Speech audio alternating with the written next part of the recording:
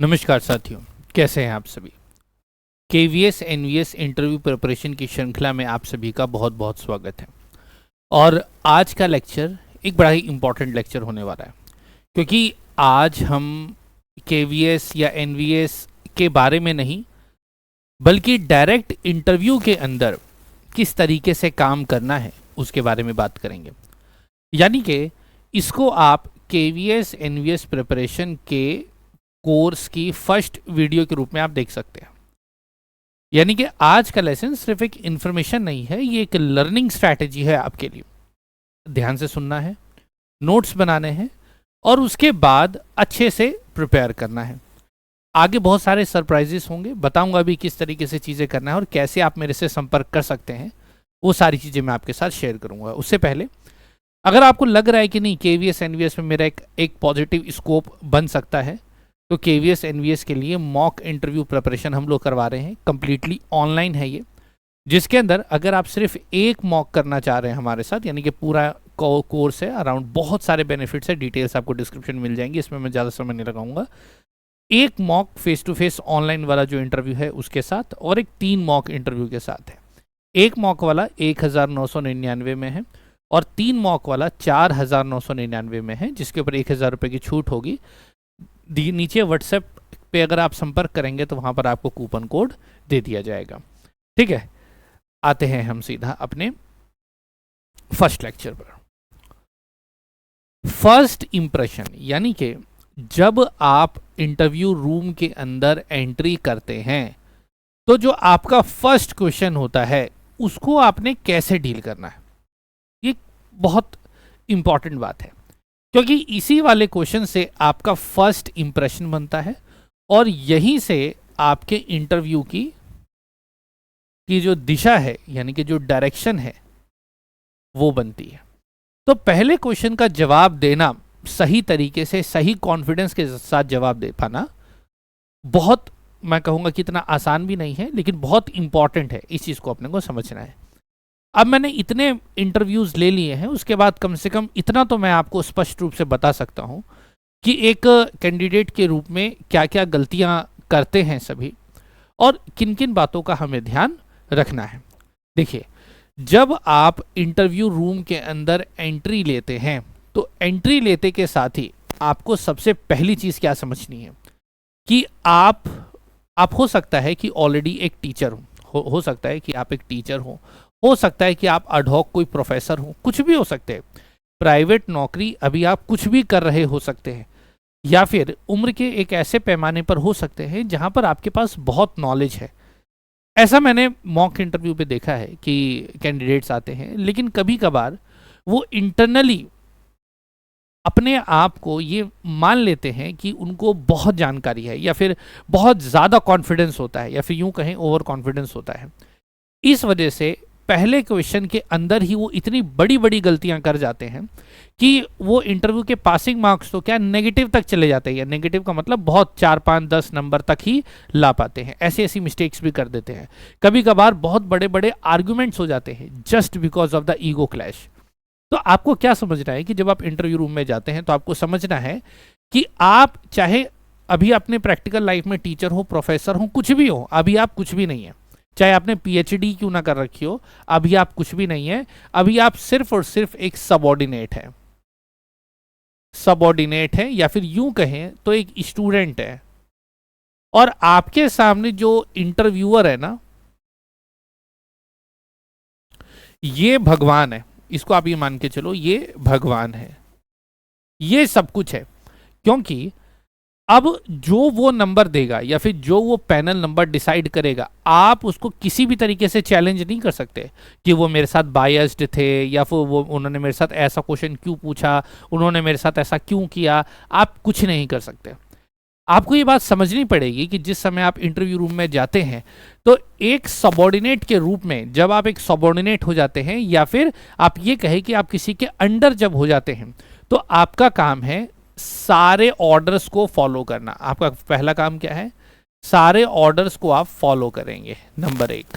दूसरा, आप हर चीज के लिए परमिशन लेंगे। You take permission for everything, you take permission.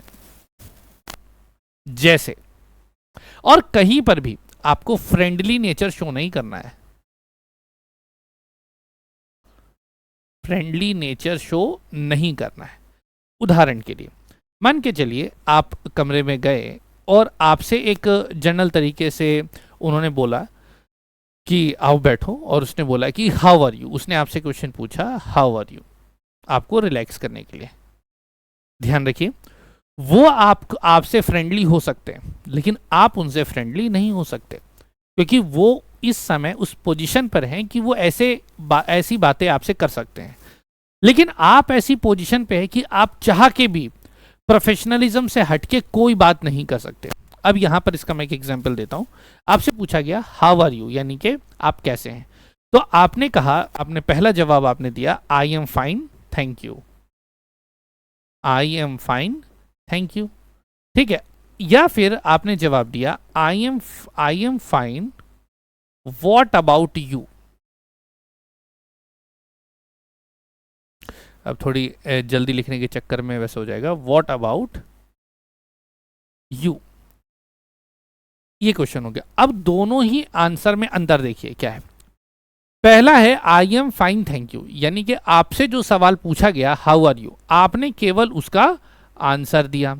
दूसरे वाले में क्या है, आपने कहा मैं ठीक तो हूं, और आपने साथ में कर्टसी के रूप में आपने सामने वाले से पूछा कि भाई आप कैसे हैं, कोई दिक्कत तो है नहीं। अब आपके हिसाब से इसमें ज्यादा सही जवाब कौन सा है, ऑप्शन नंबर ए या ऑप्शन नंबर बी? अगर आप ऑप्शन नंबर बी कहते हैं तो आप यकीन मानिए उन 60-70% लोगों में से हैं जो यही जवाब देते हैं। और मैं मॉक इंटरव्यू में मैं देखता हूं, मैं स्पष्ट इंस्ट्रक्शन देता हूं कि इस सेकंड के बाद आपके हर एक जेस्चर को नोटिस किया जाएगा, और ये क्वेश्चन मैं पूछता हूं हाउ आर यू, तो मुझे रिप्लाई मिलता है I am fine what about you, जो कि एब्सोल्युटली रॉन्ग है। यानी कि आपको सवाल पूछना ही नहीं है जब तक वो आपको अलाउ ना करे, यानी कि बिना परमिशन के आप इंटरव्यू पैनल से कोई सवाल नहीं पूछ सकते। जैसे कि अच्छा उसने किसी से, इंटरव्यू पैनल ने आपसे पूछा कि अच्छा बताओ ये कैसे होता है, तो आपने उनसे बोला अच्छा बड़ा मुझसे ये सवाल पूछ रहा है, जरा आप जवाब दे के दिखाओ इसका। ये काम आप नहीं कर सकते। आपका काम है कि आप, और वो भी अपना काम भी विदाउट परमिशन नहीं करना है, सारी की सारी चीजें विद परमिशन ही होंगी। अब जैसे कि आपसे ये पूछा गया कि तुम कैसे हो या आप कैसे हैं, तो आपको ये बोलना है कि जी मैं तो ठीक हूं, thank you sir, I am fine, ठीक है आपने बोला।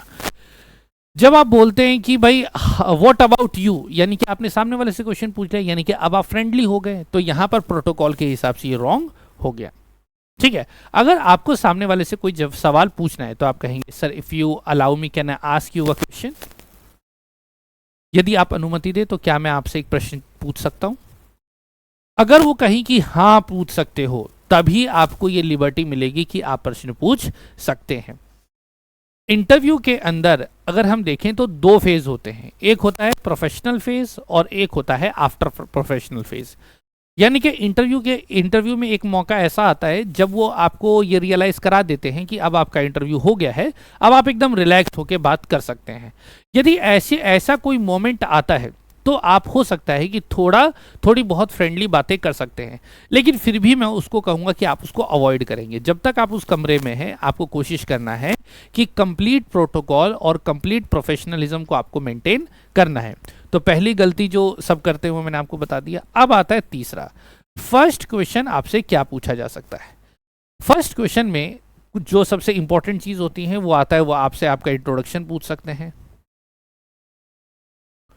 ठीक है, या फिर आपके स्टेट के बारे में पूछ सकते हैं, ठीक है, या फिर आपकी हॉबीज के बारे में पूछ सकते हैं, या फिर ये मतलब कुछ मोस्ट कॉमन क्वेश्चंस हैं जो आपसे पूछे जा सकते हैं। क्योंकि कोई भी पैनल चाहता है कि वो आपसे कुछ प्रश्न पूछे, लेकिन प्रश्न पूछने की दिशा उसको नहीं पता होता कि अब मैं इससे क्या बात करूं। अगर अपनी तरफ से बना के अगर मैं कोई क्वेश्चन पूछता हूं तो इंटरव्यू का रास्ता मैं तय करता हूं, और यदि मैं इंटरव्यू का रास्ता तय करूंगा तो वो थोड़ा जटिल हो सकता है। तो ऐसे में मेरी कोशिश होती है, यानी कि इंटरव्यू पैनल की कोशिश होती है कि वो सामने वाले से जाने कि वो क्या जानता है, और वहीं से जवाब निकालने की कोशिश या नए प्रश्नों को निकालने की कोशिश की जाती है। तो इसके लिए जो मोस्ट अप्रोप्रिएट क्वेश्चंस होते हैं वो इन्हीं में से कुछ होते हैं। अब सबसे पहले आता है इंट्रोडक्शन। अब मान के चलिए आपसे पूछ लिया जाए कि अच्छा अपने बारे में बताओ, तो अपने बारे में बताओ तो आपको कैसे जवाब देना है, अब हम इसके बारे में बात करेंगे। तो पहला क्वेश्चन है इंट्रोडक्शन। आज का सेशन थोड़ा सा लंबा होगा, बहुत ज़्यादा लंबा भी नहीं करूँगा, ठीक है। इंट्रोडक्शन यानी कि आपका परिचय, जो आपका परिचय है। अब परिचय में भी प्रश्न कई तरीके से पूछे जा सकते हैं। पहला प्रश्न आपसे पूछा जा सकता है, tell me about yourself. Tell me about yourself. दूसरा क्वेश्चन आपसे पूछा जा सकता है, tell me more about your self.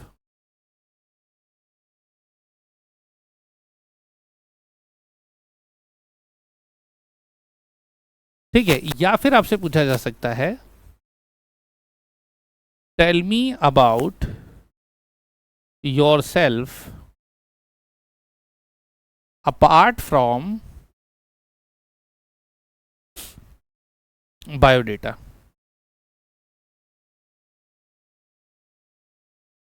ये 3 तरह के प्रश्न पूछे जा सकते हैं। इसमें भी और टाइप भी बन सकते हैं। तो वैसे आप लोगों को पता ही है कि इंटरव्यू से रिलेटेड हमने एक बुक भी रिलीज़ करी है, जो कि आपके कोर्स में अवेलेबल होगी, और जिन लोगों ने वर्कशॉप को अटेंड किया था उनको भी मैंने भेजा था। अभी अगली बुक रिलीज़ में हमारे पास ये जो भी साथी हमारे कोर्स में और बैचेस में होंगे उनको ये किताब मिल जाएगी, जिसमें हमने क्या किया है, कुछ कुल मिलाकर के 50 हमने इंटरव्यू के क्वेश्चंस निकाले हैं, और हर एक क्वेश्चन के 10 अलग अलग तरीके से जवाब देने की कोशिश करिए, क्योंकि हर एक प्रश्न का एक ही जवाब तो हो नहीं सकता। एक प्रश्न का जवाब देने के कई तरीके भी हो सकते हैं। तो 10 अलग अलग वर्जन हमने 50 क्वेश्चंस के बनाए हैं। तो ऐसे करके टोटल कितने हो गए, 10 इंटू में 50, हमारे पास हो गए 500 आंसर्स, 500 क्वेश्चन और आंसर आपको वहाँ पर दिखाई देते हैं। ठीक है, अब ये इंट्रोडक्शन में ये जो 3 तरह के प्रश्न हैं, तीनों का जवाब अलग तरीके से आएगा।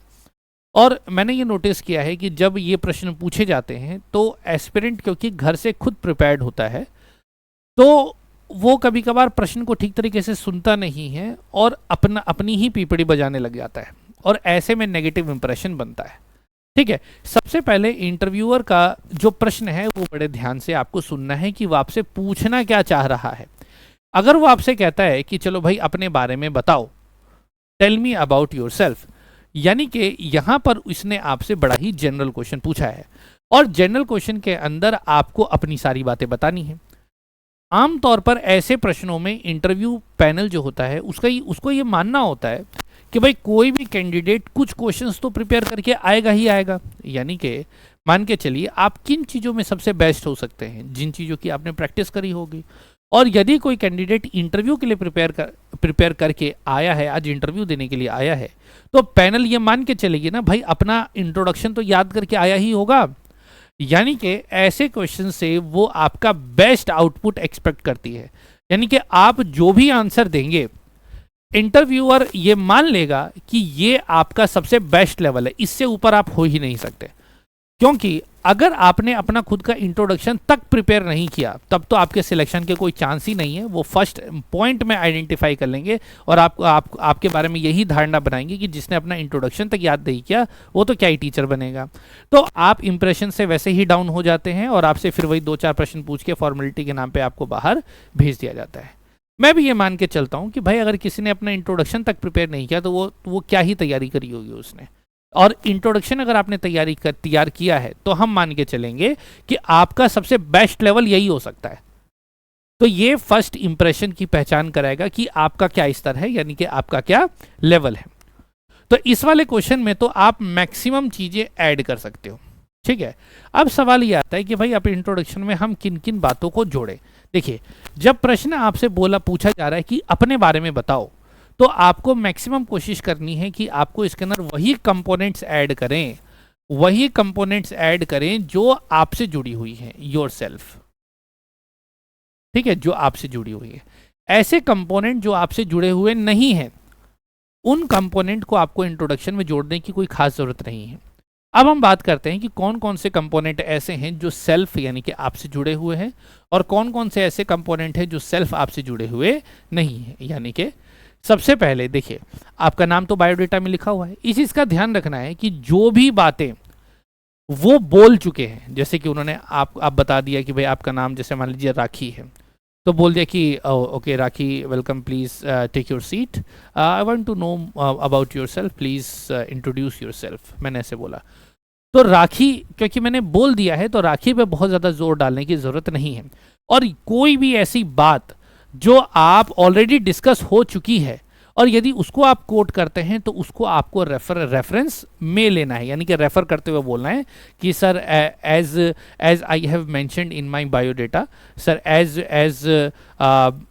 As we have already discussed about it. ऐसे शब्दों का इस्तेमाल करके आपको अपनी बात को कहना है। मैक्सिमम में आपको यही कोशिश करनी है कि जो बातें हो चुकी हैं उसको बार बार बोलने की ज़रूरत नहीं है। तो सेल्फ सेंटर्ड में सबसे पहले आपका नाम आ जाएगा, ठीक है, आपकी एजुकेशनल क्वालिफिकेशंस आ जाएंगी, ठीक है, आपकी अचीवमेंट्स आ जाएंगी,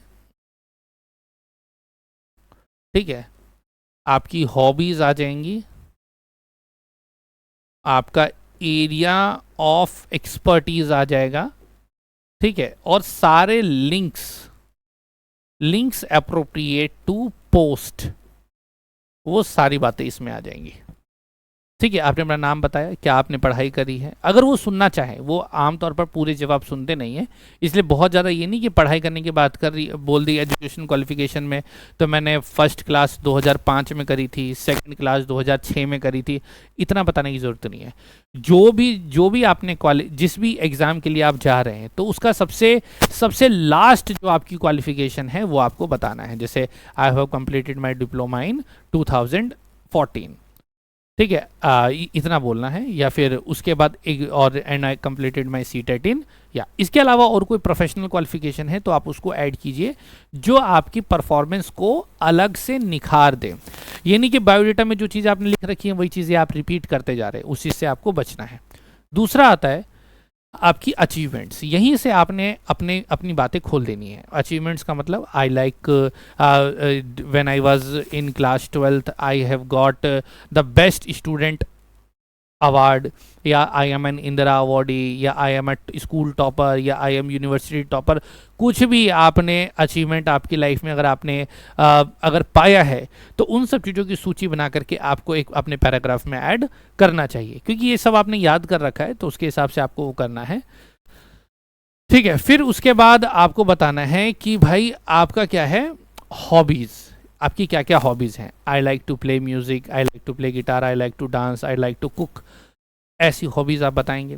लेकिन इन हॉबीज़ में आपको किन बातों का ध्यान रखना है।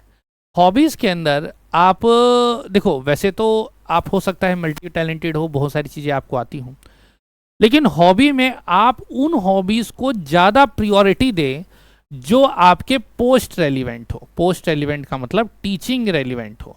कोई भी ऐसी हॉबी जो आपको लगती है कि है जो आपके टीचिंग को सपोर्ट कर सकती है, ऐसी चीज़ों को आप प्रियोरिटी दें और अपने आंसर्स में जगह दें। ऐसी चीज़ों को आप नहीं जोड़िए जो कि आपको लगता है कि इररेलेवेंट है। जैसे कि अभी रिसेंटली मैंने एक मॉक इंटरव्यू लिया, एक स्टूडेंट, बहुत बहुत अच्छे स्टूडेंट, ठीक है, उनके साथ जब मैंने बातचीत करी, हालांकि बातचीत बहुत लंबी रही, तो उसके अंदर उन्होंने मुझे बताया कि उनको कोरियन ड्रामा बहुत पसंद है। ठीक है, अब कोरियन ड्रामा क्योंकि बहुत पसंद है, कोई इसमें समस्या वाली बात भी नहीं है, लेकिन ये कोरियन ड्रामा जैसे शब्द जो हैं बहुत ही ट्रिगर होने वाले जो हैं वर्ड्स हैं। आपकी क्या राय है कमेंट में मुझे बताइएगा। तो कोरियन ड्रामास को लेकर के हमारी सोसाइटी में दो तरह की मेंटेलिटी है। एक तो जेंजी मेंटालिटी है, और एक हम कह सकते हैं कि मिलेनियल, या फिर हम कहें कि उससे भी पुराने जो लोग हैं, यानी कि हमारे मम्मी पापा हो गए, ठीक है, उनकी एक मेंटेलिटी है।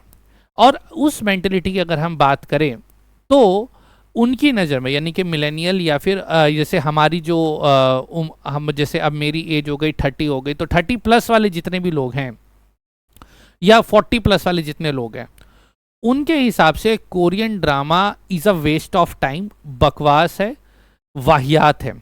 ठीक है, उनके लिए ये बच्चों को बिगाड़ती है, ठीक है, ये बच्चों को ख़राब कर रही है, और ना जाने क्या क्या मेंटालिटीज़ कोरियन ड्रामास को लेकर के है।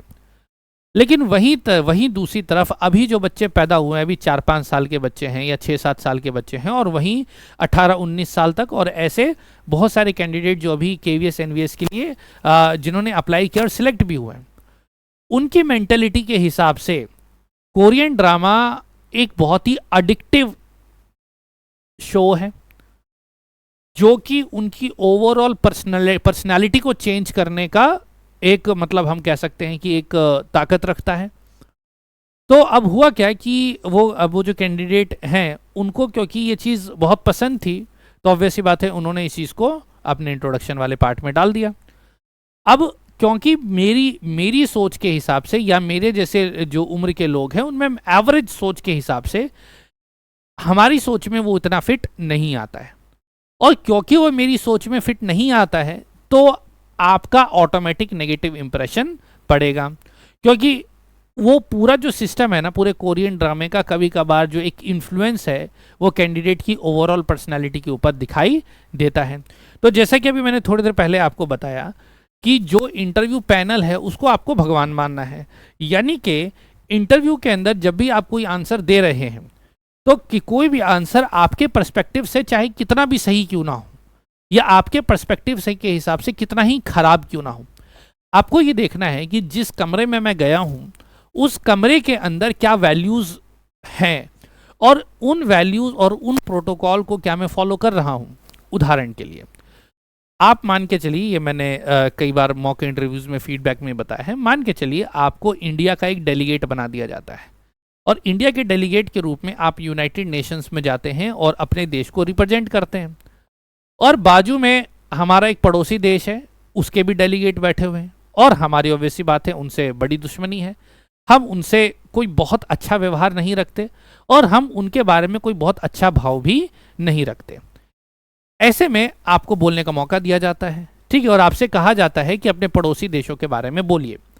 आपको पता है कि चीज़ें बहुत खराब हैं, आपको पता है कि बहुत टेंशन का माहौल है, बावजूद इसके आपकी जो स्पीच होगी उस स्पीच के अंदर क्या आप गाली देने लग जाएंगे? नहीं, क्योंकि आप ऐसे पद पर बैठे हैं, एक ऐसे डिप्लोमेट के रूप में आप बैठे हुए हैं कि शब्दों का चयन बहुत ही इंपॉर्टेंट तरीके से करना होता है, यानी कि बात वही कहनी है, ऐसा नहीं कि सामने वाले की जबरदस्ती तारीफ करनी है, नहीं, बात वही कहनी है कि हाँ भाई टेंशन हो रही है, बहुत गड़बड़ी है, ये लोग दिमाग खराब कर रहे हैं, ठीक है, और परेशान ज़्यादा कर रहे हैं, सीज फायर का उल्लंघन कर रहे हैं, लगातार टेररिस्ट अटैक्स, मतलब यही बातें बोलनी है, लेकिन बोलने का तरीका और सलीका बिल्कुल चेंज हो जाएगा।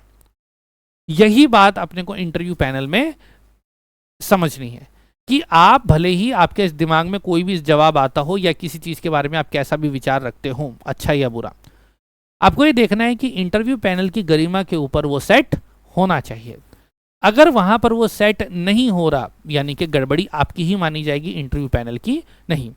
तो हॉबीज को सेलेक्ट करते वक्त अगर कोई हॉबी आपकी ऐसी है जो आपको लगता है कि इंटरव्यू पैनल या फिर आज के समय में उसको बहुत अच्छे तरीके से देखा नहीं जाता, तो आपको उस चीज़ को अवॉइड करना चाहिए। ऐसे हॉबीज़ को आपको सेलेक्ट करना चाहिए या बनाना चाहिए कम से कम, जो कि पोस्ट रेलिवेंट हो और आपकी नौकरी में आपको सपोर्ट करे, ऐसी आपको हॉबीज़ बनानी चाहिए। फिर आता है एरिया ऑफ एक्सपर्टीज, यानी कि जिन जिन चीज़ों में आप एक्सपर्ट हैं या जो काम आप बहुत अच्छे से कर सकते हैं, जैसे कि आप बहुत अच्छा वीडियो एडिटर हैं, या फिर बहुत अच्छी वीडियोस बना लेते हैं, या प्रेजेंटेशंस बना लेते हैं, या फिर आप मॉडल्स बना लेते हैं, आपका कोई भी एरिया ऑफ एक्सपर्टीज़ है, या फिर इससे अलग आप बहुत अच्छी चीज़ें बना लेते हैं, या फिर डांस फॉर्म्स बना लेते हैं, तो वो एरिया ऑफ एक्सपर्टीज़ आपको वहाँ पर ऐड कर सकते हैं, ठीक है। फिर आपको लगता है links applicable appropriate to the post, मतलब ऐसी कोई भी चीज़ जो आपकी लाइफ में है, जो आपको ऐसा लगता है कि आप जिस पोस्ट के लिए अप्लाई करने के लिए आए हैं उस पोस्ट के लिए वो रेलिवेंट है, तो उन सारी चीज़ों को भी आप अपने इंट्रोडक्शन का हिस्सा बना सकते हैं। ध्यान रखिएगा, आप कितना अच्छा, आप घर में कितना अच्छा झाड़ू लगाते हैं या कितना अच्छा खाना बनाते हैं, उससे मुझे कोई लेना देना नहीं है। मैं मतलब इंटरव्यू पैनल को कोई भी लेना देना नहीं है। आपकी क्या पर्सनल चॉइसेस हैं, आपके क्या पर्सनल ट्रेड्स हैं, उनमें से किसी भी चीज़ से मुझे कोई लेना देना नहीं है। मुझे यहाँ पर रखा गया है ये जानने के लिए कि आपके सामने जो एक कैंडिडेट आएगा, यानी कि मेरे सामने जो कैंडिडेट आएगा, क्या वो कैंडिडेट इस पोस्ट के लिए सुटेबल है या नहीं। हो सकता है आप बहुत अच्छे प्रकांड विद्वान हो, लेकिन आप उस सब्जेक्ट के लिए, जिस सब्जेक्ट के लिए आप टीचर बनने के लिए आए हैं, उस सब्जेक्ट के लिए अप्रोप्रिएट नहीं है, तो मैं आपको सिलेक्ट नहीं करूंगा। तो मेरे लिए इंपॉर्टेंट चीज़ क्या जानना है, मेरे लिए ये जानना ज़रूरी है कि क्या आप इस पोस्ट के लिए एप्लीकेबल हैं, और मेरे ये जानने में मेरी मदद कौन करेगा, आप करेंगे। और आप वो मदद कैसे करेंगे, अपने बारे में वो बातें बताकर। तो डायरेक्शन जब तक पोस्ट सेंटर्ड नहीं रहेगी, व्यूज जब तक पोस्ट सेंटर्ड नहीं रहेंगे, तब तक आपका व्यू और जो इंटरव्यू पैनल है उसका, आपका उन दोनों का व्यू मैच नहीं करेगा। कभी कभार ऐसा होता है कि इंटरव्यू पैनल और कैंडिडेट के बीच में बहुत अच्छी बातें होती हैं, बहुत बढ़िया दोनों बातें करते हैं, दोनों को ऐसा लगता है कि जैसे घर जैसा बड़ा पारिवारिक माहौल है, कैंडिडेट ऐसा मानता है, और उसको ऐसा लगता है कि अब इतनी बात हो गई है, रिश्तेदारी भी निकल गई है, तो अब तो मेरा सिलेक्शन पक्का है। लेकिन ऐसा ज़रूरी नहीं है। अगर इंटरव्यू पैनल अगर ये किसी भी पॉइंट पे ये मान जाता है या मान लेता है कि सामने वाला तो अब टीचर बनने के लायक है ही नहीं, लेकिन चलो मुझे 5 मिनट उसके साथ बिताना ही है, तो चलो कुछ और बातें कर लेते हैं, तो ऐसे ही कुछ नॉर्मली बात वो आपसे करने लगते हैं। यदि ऐसा करते हैं तो ये चीज़ का कतई सिंबल नहीं है कि अब आपका सिलेक्शन हो चुका है। ये चीज़ का सिंबल है कि बस आपकी बातें अच्छी हुई हैं और ये और किसी भी दूसरी चीज़ से इसका कोई रिलेशन नहीं है। ठीक है, आपको ये ध्यान रखना है कि आपके इंटरव्यू यानी कि आप अपने रथ के सारथी खुद हैं। जैसे आप अपने इंटरव्यू को ले जाएंगे, इंटरव्यू पैनल वैसे ही आपको लेकर के जाएगा, और आपका काम है पोस्ट सेंटर्ड रहना। तो ये सारी बातें आपके इंट्रोडक्शन के पार्ट हो गए। अब जैसे कि मैंने बताया कि जब आपसे बोला जाए अपने बारे में बताओ, तो ये सारी बातें आप जोड़ सकते हैं। ठीक है, लेकिन अगर आपसे बोला जाए कि tell me more about yourself, tell me more about yourself में क्या होता है कि जब वो आपसे बोल दें कि भाई अपने बारे में और बताओ, तो वो ये कहना चाह रहे हैं कि भाई जो जो तुम्हारे बायोडेटा में लिखा है वो तो मैंने पढ़ लिया, और बताओ अपने बारे में। तो और बताओ मतलब अब आपको बतानी यही चीज़ें हैं, लेकिन आपको ध्यान रखना है कि आपने अपने बायोडेटा में इनमें से जो जो बातें नहीं लिख रखी है वो सारी बातें आपको बतानी है। अब तीसरा टाइप का क्वेश्चन आता है, tell me about yourself apart from biodata. Apart from biodata या फिर कोई भी कंटेंट, ठीक है, वो आपसे कह सकते हैं कि भाई अपने बारे में बताओ, लेकिन जो आपने बायोडेटा में लिखा हुआ है ना उसके अलावा कुछ और बताओ, या इस सेगमेंट के अलावा कुछ और बताओ। ठीक है, अब आप बोलेंगे सर इस वाले क्वेश्चन में और इस वाले क्वेश्चन में क्या अंतर है? दोनों में बड़ा अंतर है। Tell me more about yourself का मतलब है कि किसी एक सेक्टर में थोड़ा और बताना। टेल मी मोर का मतलब जो जो बातें आपने लिख रखी हैं उसके ना थोड़ी और चीजें, जानकारी आप ऐड करेंगे। Tell me apart from the biodata का मतलब क्या है कि जो जो बायोडेटा में आपने लिखा हुआ है उसको तो आपको बताना ही नहीं है, उसको बताना ही नहीं है। ठीक है, लेकिन जो कंपोनेंट्स होंगे वो पूरे के पूरे कंपोनेंट्स कहीं से निकलेंगे और उसी के हिसाब से आपको जवाब देना है। ध्यान रखिएगा, इन सब कंपोनेंट्स को ऐड करते हुए आप अपना खुद का एक पैराग्राफ बनाइए। ठीक है, पैराग्राफ बनाइए और इसको बहुत अच्छे से प्रैक्टिस कीजिए। इसको इंग्लिश में भी प्रैक्टिस कीजिए, इसको हिंदी में भी प्रैक्टिस कीजिए, क्योंकि इसी से आपके नंबर बनेंगे। दूसरा है आपका कि वो आपसे पूछ सकते हैं कि भाई आप जिस जगह से आए हैं आप उस स्टेट के बारे में बताइए या उस जगह के बारे में बताइए। तो इसके बारे में भी अच्छी अच्छी जानकारी आप रखेंगे, और अच्छी जानकारी का मतलब ये है कि ऐसी जानकारी जो ऑथेंटिक जानकारी है, ऐसी जानकारी जो किसी भी तरीके से राष्ट्रीय एकता या किसी भी तरीके से सौहार्द, भाईचारा, इन सब चीज़ों को अटैक करती हैं या इन सब चीज़ों के विपरीत है, उन सब चीज़ों से हमें बच करके रहना है। जैसे कि एक कैंडिडेट्स के साथ मेरा मॉक इंटरव्यू चल रहा था, तो वो किसी एक पर्टिकुलर राज्य से आते हैं। तो मैंने पूछा कि भाई आप अपने राज्य के बारे में बताइए। तो उन्होंने बोला कि मैं इस पर्टिकुलर राज्य से आती हूँ, मेरी ये भाषा है और मुझे मेरे राज्य और मेरी भाषा पर गर्व है। तो बहुत अच्छी बात है, कोई समस्या भी नहीं है, आपको अपनी भाषा पे, अपने राज्य पे गर्व हो सकता है। लेकिन इंटरव्यू पैनल को हो सकता है कि ये डाइजेस्ट ना हो, क्योंकि गर्व होने का मतलब क्या है कि अगर आपको किसी चीज़ के ऊपर गर्व है तो ऑब्वियस सी बात है आप मान के चल रहे हैं कि आप अन्य चीज़ों से सुपीरियर हैं। मैं भारतीय होने पर गर्व कर सकता हूँ, लेकिन मैं किसी क्षेत्र विशेष के होने पर गर्व नहीं कर सकता। क्यों? क्योंकि जिस नौकरी के लिए मैं जा रहा हूँ वो नौकरी पहली बात तो एक सेंट्रल गवर्नमेंट की जॉब है। उदाहरण के लिए मान के चलिए कि मैं दिल्ली से आता हूँ और मैं दिल्ली के बारे में 2-4 बातें बता करके बोलूँ जी मुझे तो अब मेरे को तो दिल्ली राज्य का होने पर गर्व है, तो इसका मतलब क्या है? वो इंटरव्यू पैनल ये मान लेगा कि भाई ये कैंडिडेट तो अपने राज्य से जुड़ा हुआ है, और यदि मान के चलिए कि इसकी पोस्टिंग अगर हमने यहाँ असम में कर दी तो भैया ये सरवाइव नहीं कर पाएगा। क्यों? क्योंकि ये तो अपनी अपनी भाषा या अपने राज्य पर गर्व करता है, यानी कि इसकी नज़र में बाकी दूसरे राज्यों की उतनी वैल्यू नहीं है जितनी वैल्यू इसके लिए अपने राज्य की है। तो शब्दों का चयन बड़े शानदार रूप से करना है, बहुत ही संतुलित रूप से आपको करना है, क्योंकि आपकी एक बात पूरे इंटरव्यू पैनल का मूड खराब कर सकती है। ठीक है, ऐसी बातों को जोड़िए। हॉबीज़ के बारे में मैंने आपको बता ही दिया कि जैसे अभी वो कोरियन ड्रामा वाला जो मैंने बताया, इस तरीके से आपने हॉबीज़ को सेलेक्ट करना है। जब आप ऐसा काम करते हैं तो यकीन मानिए सही मायने में आपकी तैयारी हो रही होती है। अब जैसे कि मैंने बोला था कि मैं आपको एक सरप्राइज़ देने वाला हूँ। तो सरप्राइज़ ये है कि देखो, सबसे पहली बात, ये कोर्स तो मैंने आपको बता ही दिया कि 1 मॉक और 3 मॉक का कोर्स है ही, लेकिन आपकी तैयारी के लिए, क्योंकि मुझे पता है कि बहुत सारे कैंडिडेट्स ऐसे हैं जो सोच रहे हैं कि भाई पता नहीं मेरा रिजल्ट आएगा, मैं पास होऊंगा कि नहीं होऊंगा। तो देखो, 2 बातें हैं। अगर आपको लगता है कि नहीं मेरा सिलेक्शन हो सकता है या सिलेक्शन की कगार पे है, तो ये ध्यान रखना है कि उस टाइम पे आपको बहुत ज़्यादा मौका प्रिपरेशन का मिलेगा नहीं। तो एक कैंडिडेट की ये ज़रूरत है कि सबसे पहले वो जाने कि उसका खुद का क्या लेवल है। तो उसके लिए तो आप एक काम करें कि कैंडिडेट्स क्या कर रहे हैं कि अभी एक मॉक लेकर के प्रैक्टिस कर ले रहे हैं, क्योंकि उससे आपको पूरा फीडबैक मिल जाता है। लगभग 1 घंटे के आसपास का इंटरव्यू चलता है, 45 मिनट से 1 घंटे का। तो आपको समझ में आ जाता है कि क्या क्या आपको अपने अंदर परिवर्तन लाने हैं, तो आप उसके ऊपर काम करते रहते हैं। और जब आगे की बात आती है तो फिर 2 मॉक और अपग्रेड करा करके आप वो काम कर सकते हैं। दूसरा, उसके साथ अब हम लोगों ने क्या कर रखा है कि हमने आपके लिए मॉक इंटरव्यू प्रिपरेशन का एक फ्री ग्रुप बना रखा है। उसकी भी लिंक आपको डिस्क्रिप्शन में मिल जाएगी। उस फ्री ग्रुप को आपको ज्वाइन कर लेना है। उसके अंदर आज मैं आपको एक लिंक भेजूंगा, वो गूगल मीट का एक लिंक होगा। आपको गूगल फॉर्म्स का एक लिंक होगा। आपको क्या करना है, उसके अंदर जाना है और अपने इंट्रोडक्शन का पैराग्राफ, यानी कि जो भी आपको लगता है कि जी मेरे हिसाब से मेरा ये इंट्रोडक्शन है, ठीक है, कम से कम आप ये मान के चलो 200 से 300 वर्ड के बीच में आप अपना एक बढ़िया सा इंट्रोडक्शन बनाएंगे और अपनी पूरी डिटेल के साथ आप सबमिट कर देंगे। आप सबके आंसर्स को मैं पढ़ूंगा और आपको फीडबैक दूंगा, बाकायदा आपको पर्सनली मैं फीडबैक दूंगा कि आपका जो इंट्रोडक्शन है वो कैसा है। ठीक है, तो आपको भी समझ में आएगा। अभी ऑब्वियसली बात है, माइंड मेकअप नहीं कर पा रहे कि कोर्स लेना है कि नहीं लेना है या मॉक लेना है कि नहीं लेना है, लेकिन तैयारी तो करनी है।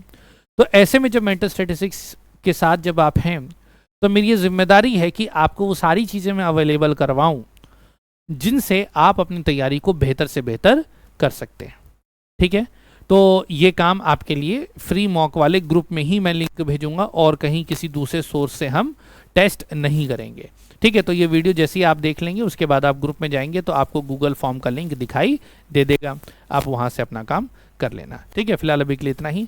आई होप कि आपको ये समझ में आ गया होगा कि फर्स्ट इंप्रेशन आपको कैसे जमाना है, फर्स्ट क्वेश्चन जो आपसे पूछा जा सकता है वो क्या पूछा जा सकता है और उनका जवाब देते समय किन किन बातों का हमें ध्यान रखना है। इंटरव्यू के अंदर बहुत 50 ऐसी चीज़ें जिन जिन बातों का अपने को ध्यान रखना है, वो सारी बातें एक एक करके मैं आपके साथ साझा करूंगा। आपको क्या लगता है कि अगला मुझे किस क्वेश्चन के ऊपर डिस्कस करना चाहिए या इंटरव्यू के किस पॉइंट के ऊपर बात करनी चाहिए? आप कमेंट्स में मुझे वो सजेशन देना। जो सजेशन सबसे ज़्यादा होंगे अगले वीडियो का टॉपिक आई प्रॉमिस वही होगा। फिलहाल अभी के लिए इतना ही। See you next one, bye bye, take care.